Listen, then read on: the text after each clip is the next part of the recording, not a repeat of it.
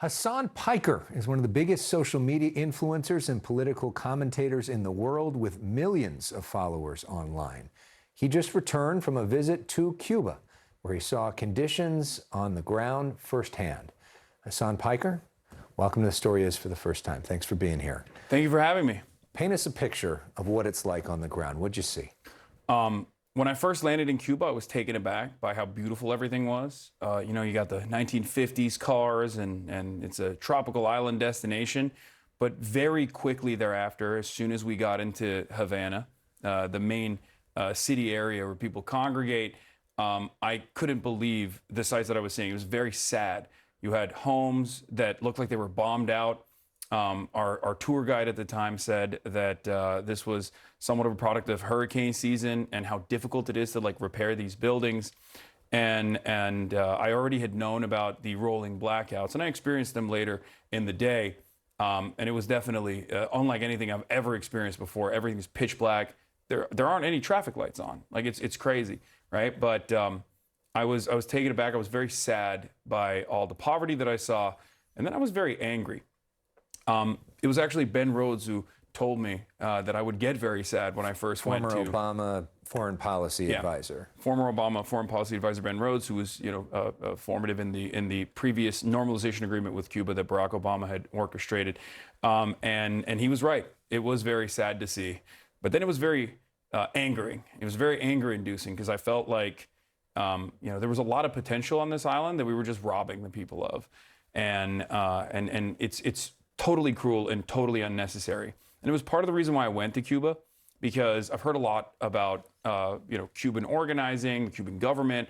I'd read a lot about it. Sure. I knew about the island's history of developing sovereignty, but I'd also heard about this blockade, right? And I wanted to figure out exactly how this blockade was harming people directly, and in many ways that are indirect, because the blockade itself is designed to be invisible. It's a system of sanctions. It's this bureaucratic nightmare that basically renders it impossible for the island to do regular commerce, just like any other country.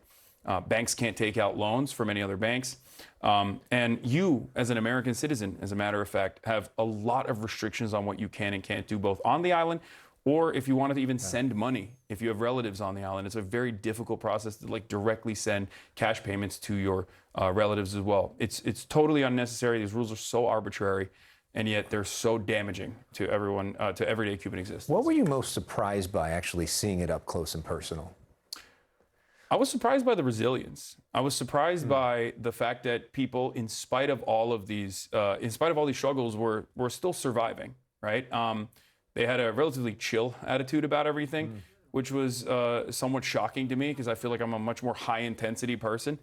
But I was also really impressed with the accomplishments that they've made in places like biomedical, in the biomedical field. What do you think is, at this point, the biggest need? Because we hear the New York Times reporting about the fact that the power goes off in the hospitals and babies are having to be hand pumped to keep them alive in certain situations. I mean, what do you think is the greatest need? It's oil on the ground? 100%. It's actually totally legal for Cuba to trade with other countries. It's just that America makes it impossible.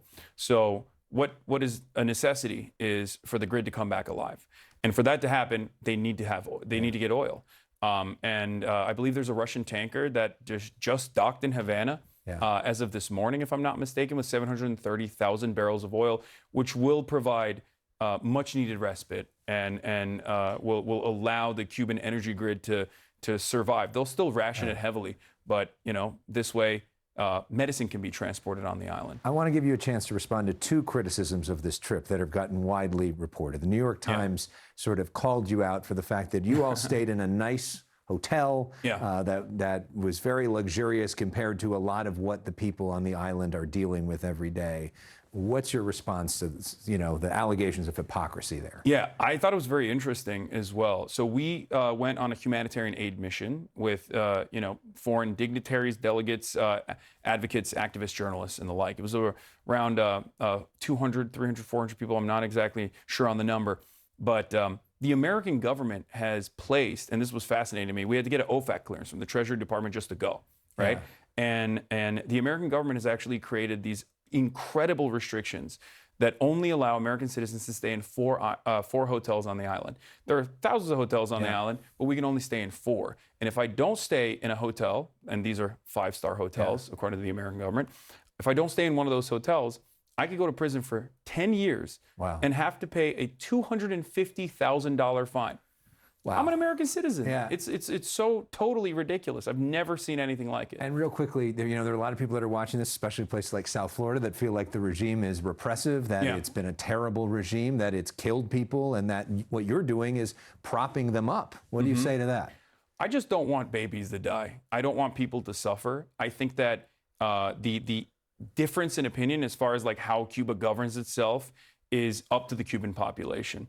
I just want, as an American citizen, to stop putting our hand on the scale in this incredibly violent way, because the results are unbelievably violent. Collective punishment is a war crime after all, and there is no other way to look at what we've done, especially as Trump has like basically said the quiet part out loud and restricted all oil from going into the island. It's impossible to ignore. Yes, it is. And according to what he's saying, it sounds like this story is not going away anytime soon. Hasan Piker, thank you for sharing your views. Great to see you. Thank you for having me.